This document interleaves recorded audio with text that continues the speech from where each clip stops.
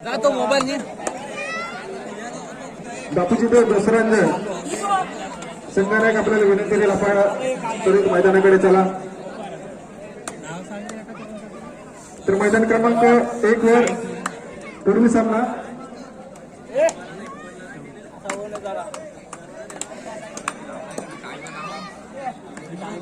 अरे कोण आहे इथं? आता सापला अरे एकाला ठेवा येतं तरी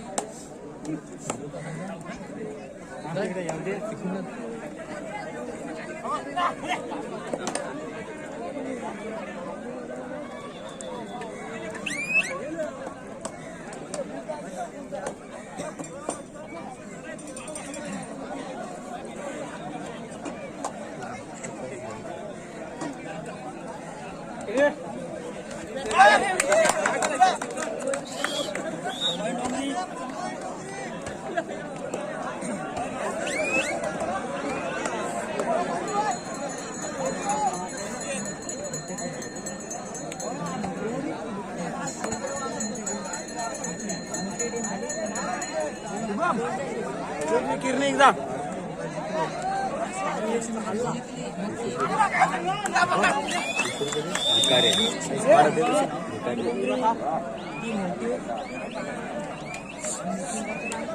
बाहेर केवढा इकडे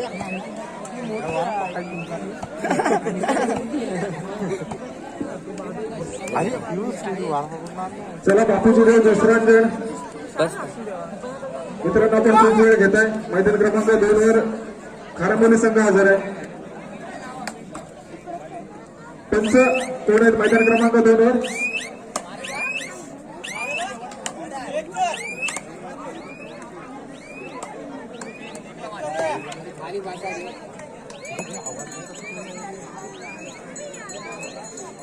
तर मैदान क्रमांक 1 चा चालू सामना संपल्यानंतर त्या ठिकाणी गावदेवी खारंबोली ब विरुद्ध जय हनुमान उंडरगाव अ.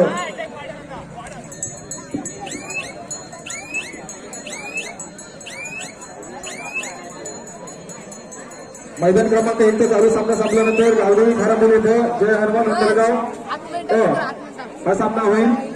मैदान क्रमांक 1 वर आपण तयारीत राहायचंय. कोणताही वेळ मात्र मित्रांनो घ्यायचा नाही. खूप वेळ एका सामन्याच्या निर्णयासाठी गेला. आम्ही नेहमी सांगत असतो की वेळेचं आपण पालन करायचं. वेळेला महत्व द्यायचं आहे, कारण एकदा वेळ हातातून निघून गेली की मात्र ती परत येत नाही.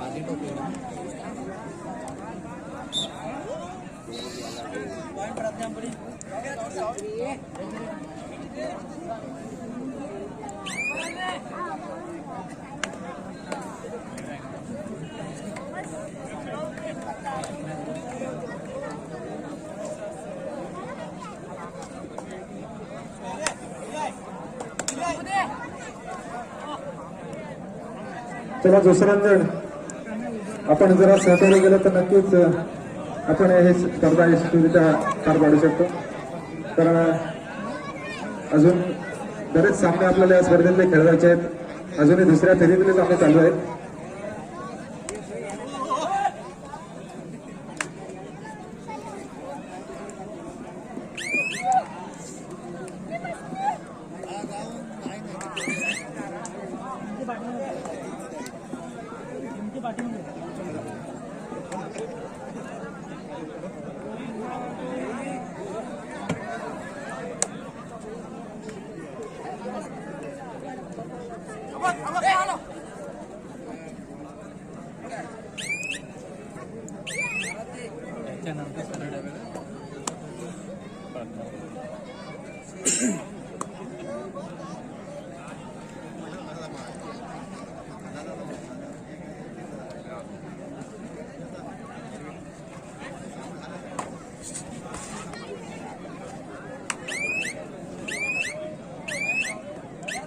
अरे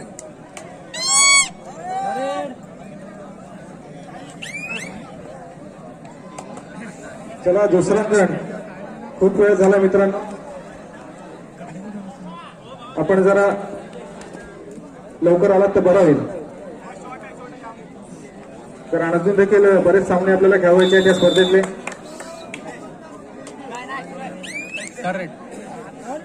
मधला वेळ मात्र खूप वेळेला आपण जर त्या वेळाचा जर विचार केला तर मला वाटतं आता आपल्या सेमीफायनल चालू असत्या या स्पर्धेतल्या.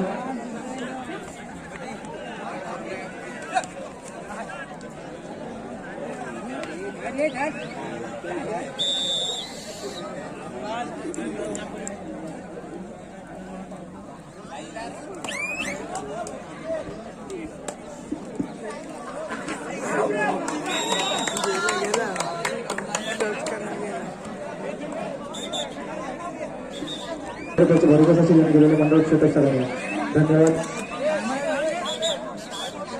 तर याचा वाटा आहे खेळाडूंचा मनोबल वाढवण्याचा, पाठबळ वाढवण्याचा.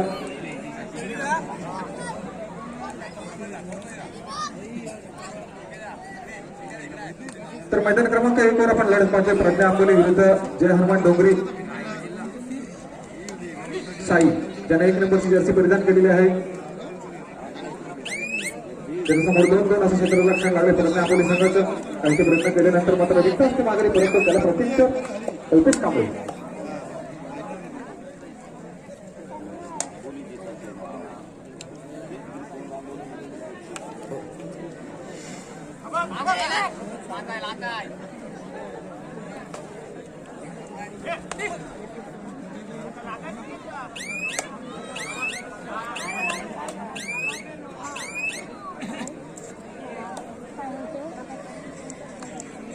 जोसरानायक संघ आपल्यासाठी मात्र या ठिकाणी 1 मिनिटाचा वेळ चालू झालेला आहे.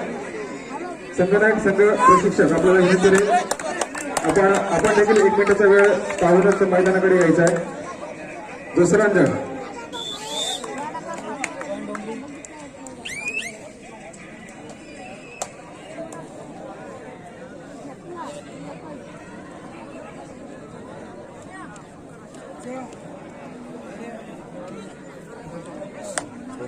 खाली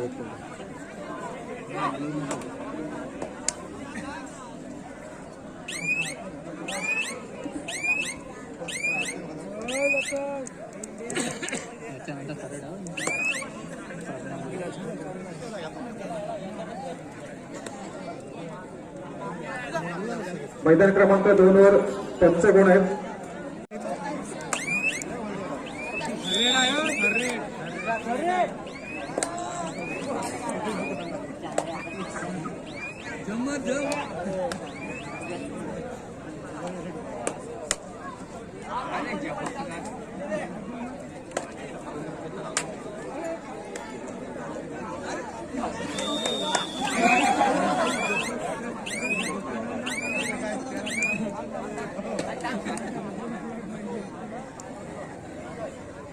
चला, मला वाटतं दुसरा संघ देखील मैदानात हजर होते.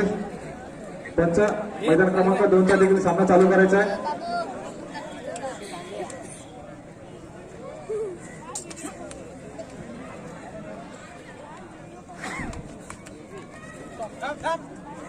मैदान क्रमांक 1 चा चालू सामना संपल्यानंतर या ठिकाणी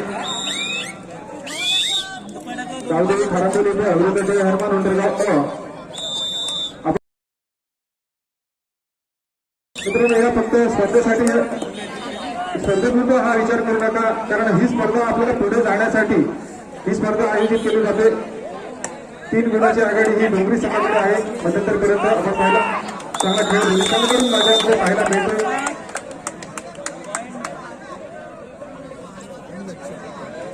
खरं तर ज्या खेळाची सुरुवात हेतुपासून झाली तो खेळ मात्र आता प्रो कबड्डी म्हणून ओळखला जातो. लाईनमन चला मैदान क्रमांक 2 वरती.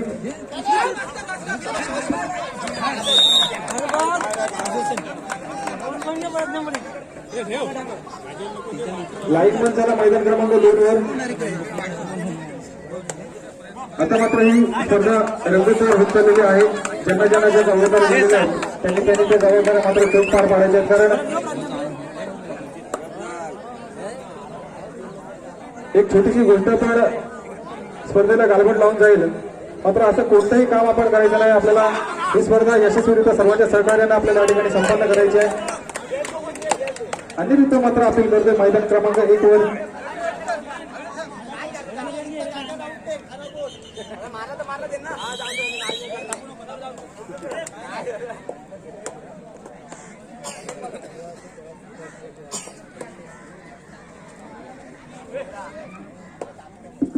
ऑरेंज कॅप ज्याच्या डोक्यावर आहे त्यांनी मैदानात यायचं. ऑरेंज कॅप ज्यांना ऑरेंज कॅप मंडळाने दिलेले आहेत त्यांनी मैदानामध्ये यायचं आहे.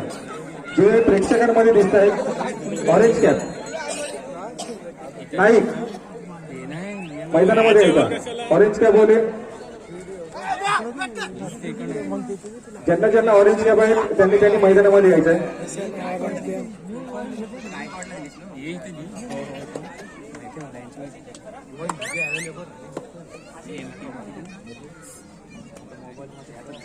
कारण मैदानाच्या आजूबाजूला आता गर्दी वाढत चालली आहे कबड्डी प्रेमींची. नक्कीच ही स्पर्धा सर्व संघांसाठी एक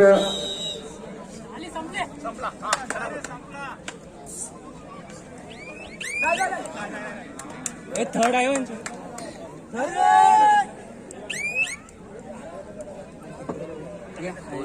त्याच्याकडे तर लिहायला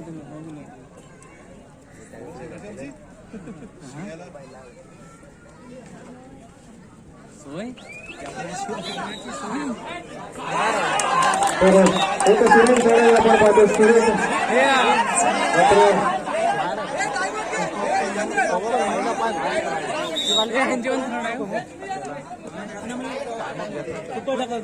तर सुंदर पकड चांगला प्रयत्न होता निसटण्याचा. ताकदीचा क्षेत्र आत्ताच झालेल्या रायगड जिल्हा अजिंक्यपद स्पर्धेमध्ये नवजीवन पेजारी संघानं अजिंक्यपद पटकावलं. ही मला वाटतं त्यांची 4थी वेळ असेल. 4 वेळा त्यांनी अजिंक्यपद पटकावलंय. मागच्या ट्रम मध्ये सलग 3 वर्ष नवजीवन पेजारीनं अजिंक्यपद मिळवलं होतं. मात्र एक गोष्ट त्या ठिकाणी आम्ही गेल्यानंतर आम्हाला एक जाणवलं.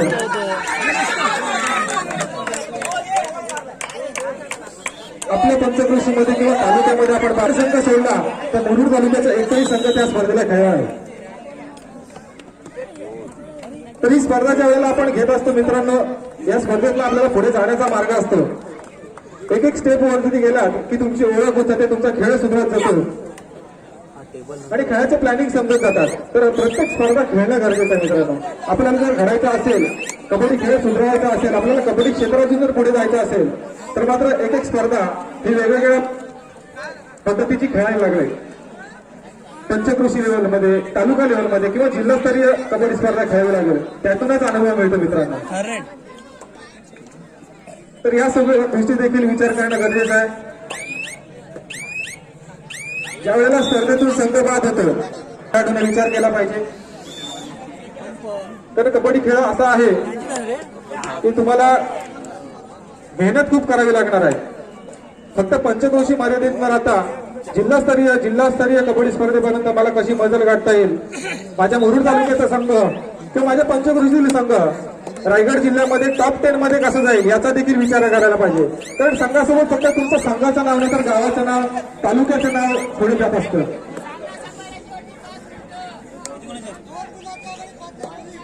थर्ड आहे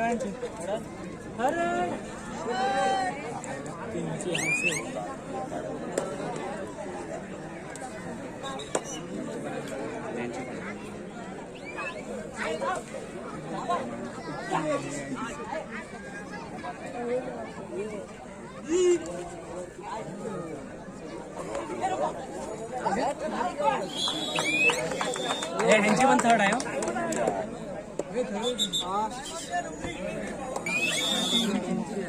हे आता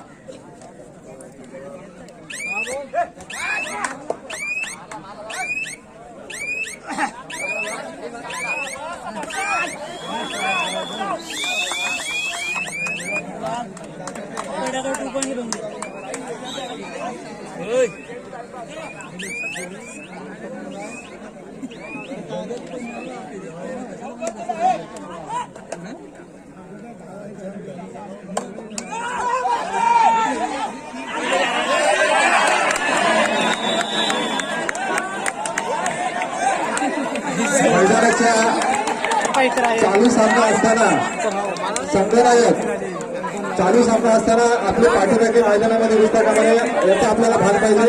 काही सामने शिल्लक आहेत अजूनही.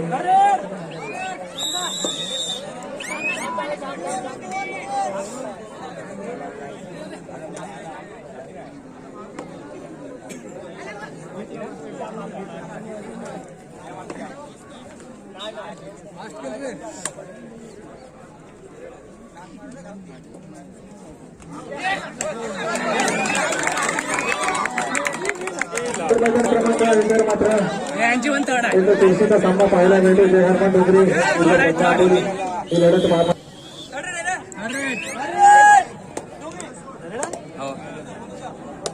तो लाट आहे इकडे श्रीकेश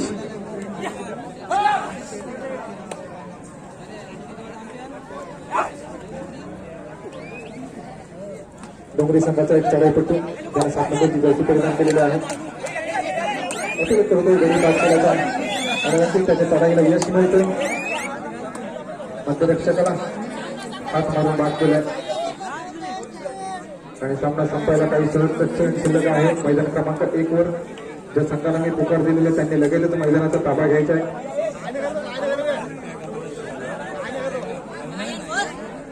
गावदेवी खराबोली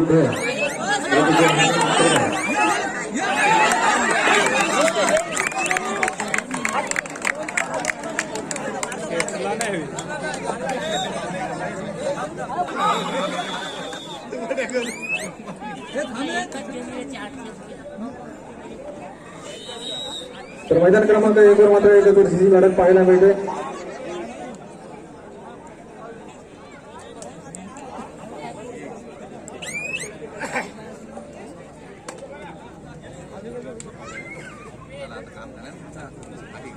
टाइमपास कर